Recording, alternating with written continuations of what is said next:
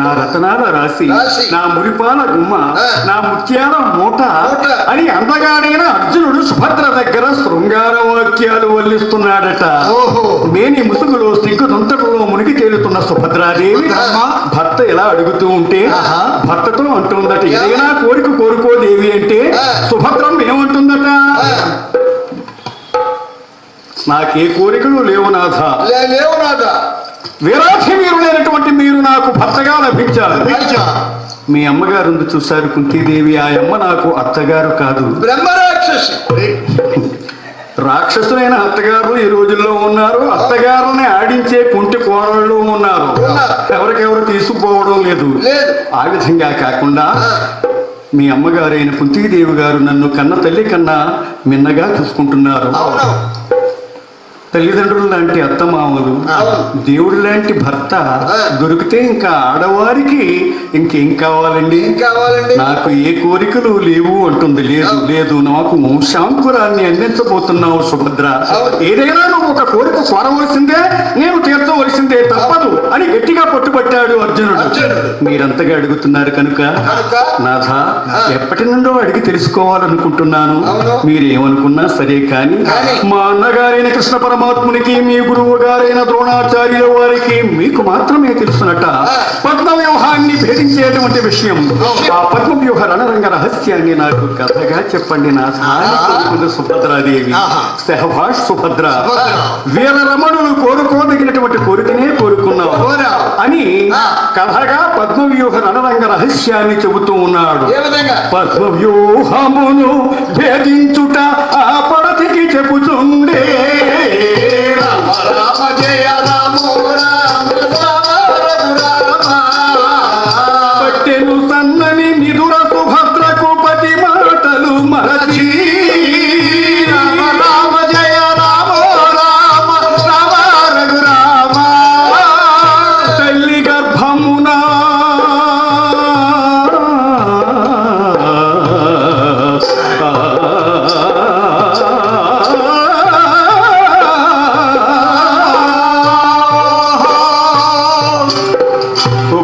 గర్భమున తాగియున్న చిన్ని తనయుడు వినుచుండే, రామ జయ రామో రామ రామ రఘురామ తల్లి ఓలే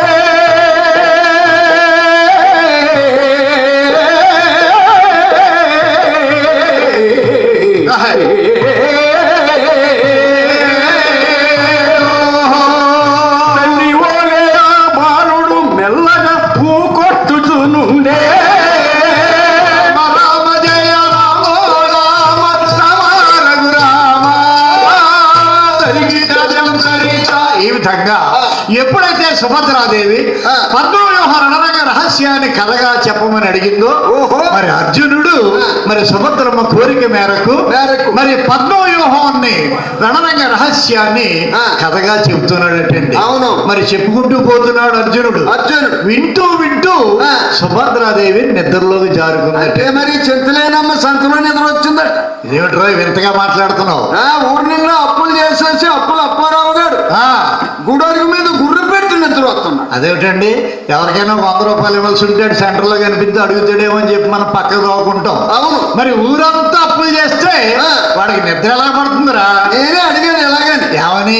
ఊరు నిండా అప్పులు చేసావు కదా, అరే అప్పారావు నీకు నిద్ర ఎలా పడుతుందిరా అన్న. నీకు నిద్ర ఎలా పడుతుందిరా అని అడిగాను. అప్పుడు వాడేమన్నాడు రా? వాడేమన్నాడు అంటావా? ఏమిటాడు బాబు, నాకు నిద్ర ఎందుకు అంటుందా, నాకు అప్పించిన వాడికి నిద్ర అంటుంది కానీ. అవునండి, మరి ఏం చేద్దంటే మనం అప్పు తీసుకునేటప్పుడు మనకి అప్పు ఇచ్చేవాడు దేవుళ్ళ కనిపిస్తాడు, అప్పు తీర్చేటప్పుడు రావణాసుడిలా కనపడతాడు. అవును కదా.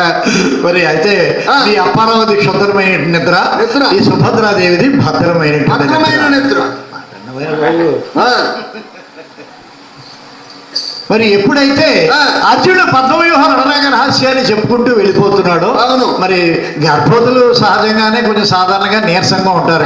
ఏం చేతంటే గర్భంలో శిశువు పెరుగుతుంది కనుక అంచేత మనం పోషక విలువలు కలిగినటువంటి ఆహారాన్ని పెడుతూ ఉంటాం గర్భవతులు. అవును, మరి ఆ సమయంలో కొంచెం నీరసంగా ఉంటారు కాబట్టి వింటూ వింటూ నిద్రలోకి జారుకుందటండి.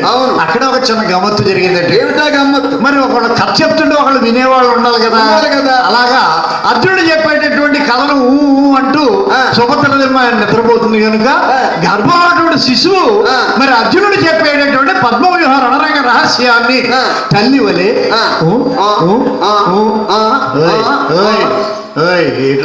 వింటున్నారు కదా నెట్ వచ్చినట్టు చెప్పేస్తున్నాడు. మేమే ఇష్టం వచ్చినట్టు చెప్పడం ఇంకా భూమి మీద పడలేదు, కడుపులో ఉండి ఊకెడుతున్నాడంటే నమ్మంటావా? నమ్మే రోజులు కావు. మరి ఏంటి అనుమానం ఏంటి? ఇప్పుడు పుట్టినటువంటి కుర్రాడు అలా భూమి మీద పడగానే కవ్వమని ఏడవాలి. ఏడవాలి, ఏడిస్తేనే బతికినట్టు. సరే, కెవ్వమని ఏడవాలి. ఏడలేదనుకో మాజీ తల్లులు చుట్టూ చేరి కడుపు మీద 2 దెబ్బలేస్తారు. అయినా ఏడవలేదు. అయినా ఏడకపోతే డాక్టర్ గారిని తీసుకొచ్చి ఒక ఇండేషన్ పొడుస్తారు.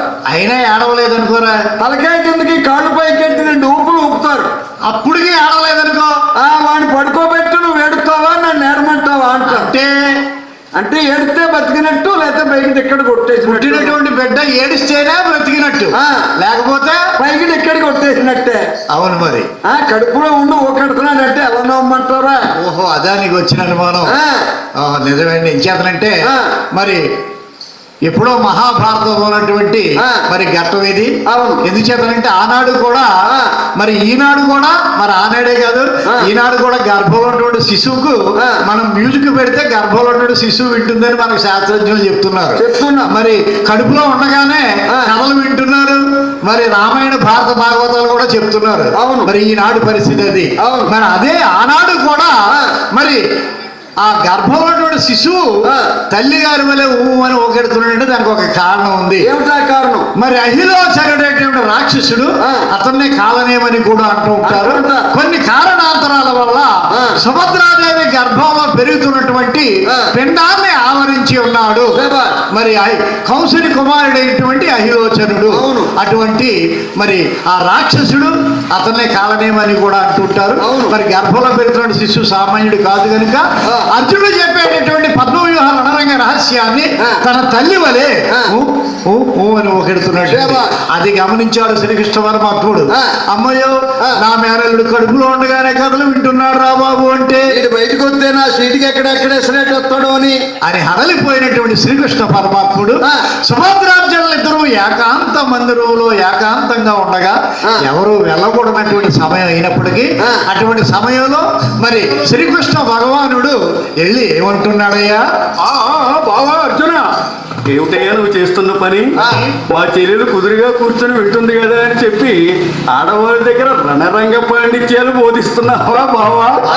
ఎంతటి వీరుడవయ్యా బావా, ఎంతటి వీరుడవయ్యా బావా, ఎంతటి వీరుడవయ్యా. రమణుల గడన రణ పాండిత్యము, రమణుల గడన రణ పాండిత్యము, నలుగురు వింటే నవిపోవరే, నలుగురు వింటే నవిపోవరే, నారీ ప్రియుడని గెలిచేయరే, ప్రియుడని గెలిచేయరే, నాకు కూడా తన వంపని కృష్ణుడు పార్థుని కొనిపోయే. ఎంతటి వీరుడవయ్యా బావా, ఎంతటి వీరుడవయ్యా బావా. చాలేవయ్యా, ఏమిటి నువ్వు చేస్తున్న పని?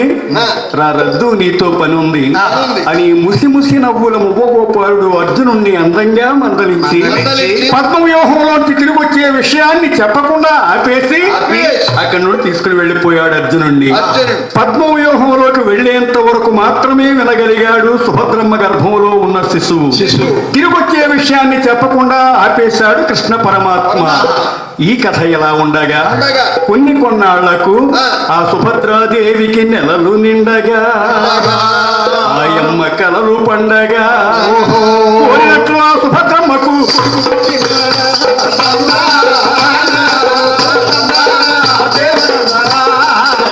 ఈ విధంగా సుభద్రార్జునులకు 100 చందాలను అధికరించే చక్కని చందమామ వంటి కుమారుడు ఎప్పుడైతే జన్మించాడు పచ్చపచ్చని పసిడి తోరణాలే దేవనందనా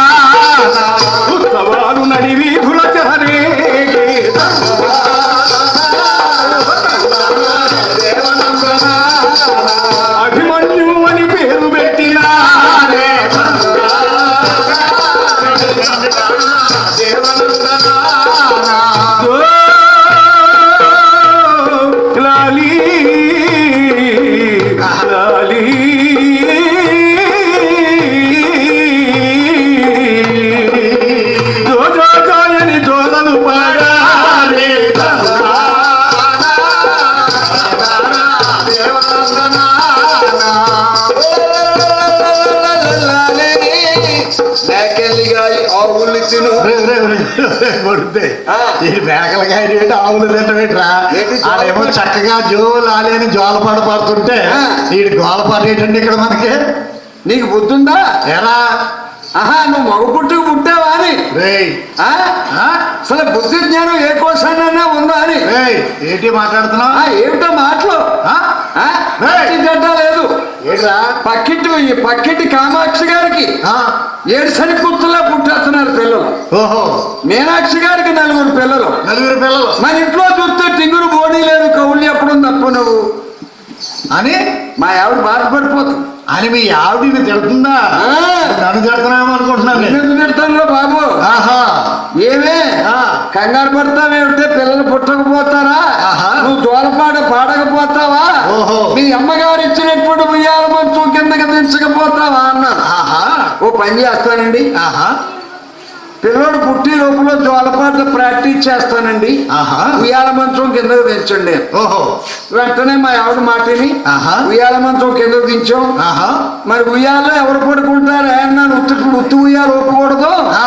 అసలే పిల్లలు లేరు. అవునవును. శాస్త్ర ప్రకారం ఉత్తు ఉయ్యాలు ఊపేవంటే మొత్తం పిల్లలే పుట్టకుండా పోతారు. ఆహా. అంటే మా ఆవిడంత కదా, ఏముంది? ఎవరి పిల్లలు ఎవరిస్తారండి? మీరే కొంచెం సర్దుకుని ఉయ్యాల్లో పడుకోండి, నేను జోల పాడతానండి. నిన్నే పడుకోమంది ఉయ్యాలో. ఆహా. మొత్తం మీద అలాగవుతూ ఇడుక్కుని పడుకున్నారు. ఆ.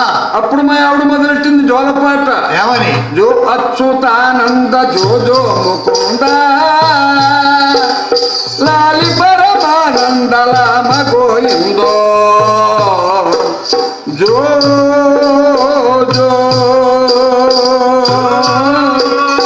జో. నువ్వు పుట్టిన రోజు శనివారమాయే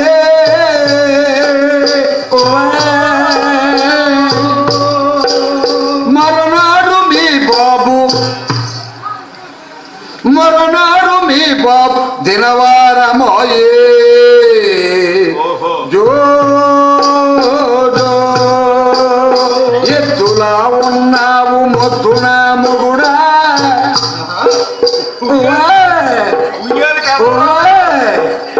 ఎత్తులా ఉన్నావు మొద్దున మొగుడా,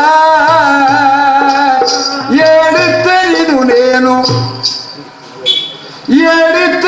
నేను ఎత్తుకొనగలనా జో జో. జోలపాట ఇదేంటి జోలపాట? ఒక్కొక్క తల్లి జోల పాడితే రాళ్ళు సైతం కరిగిపోతాయట. ఒక్కొక్క తల్లి జోలపాట పాడితే ఆ. ఈదులో ఉన్న రాళ్ళన్నీ ఇంట్లోకి వచ్చి పడతాయి. ఒక్కొక్క తల్లి జోల పాడితే పాడితే ఏడ్చే కుర్రాడు నిద్రపోతాడు, పగలంతా కష్టపడి పని చేసి ఇంటికి వచ్చిన భర్త నిద్రపోతాడు, ఆ జోలపాట విని ఆ వీధిలో వాళ్ళు కూడా నిద్రపోతారు. ఒక్కొక్క తల్లి జోల పాడితే వీధంతా ఇంటికి తాళాలు వేసుకుని పరారైపోతారు. అలా ఉంది మీ ఆవిడ పాడిన పాట.